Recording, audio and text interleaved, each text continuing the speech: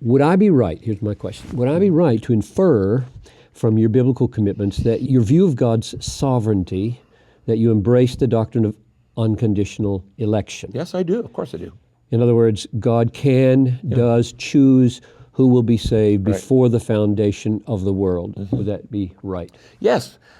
My qualifier on that is, I say, if I find a verse that tends to say something else, a whosoever will may come, mm-hmm. I believe them both. Mm-hmm. I don't, my faith, my hermeneutics does not demand that I correlate every verse.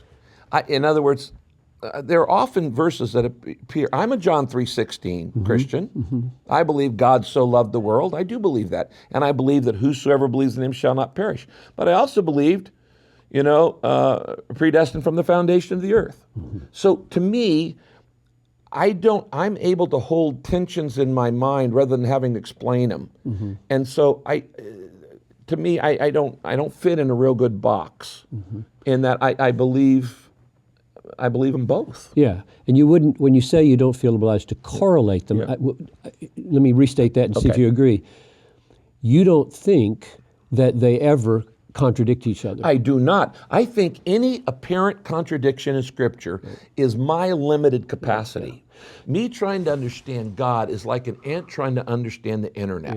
I don't have the brain capacity. It seems to me that in the Arminian Calvinistic debates over the centuries, mm-hmm. Calvinists have spoken like you just did, mm-hmm. and Arminians tend to feel like they need to negate unconditional election. Is that true? I mean, you probably get that's probably true. I mean, and I instead of saying can I see both and right. In other words, there's two kinds of thinking. There is conjunctive thinking and there's disjunctive thinking. Disjunctive thinking says it has to be either or. Now clearly there are some either ors about I'm either trust Christ or I don't. Right. I'm either pregnant or I'm not. Right. Okay.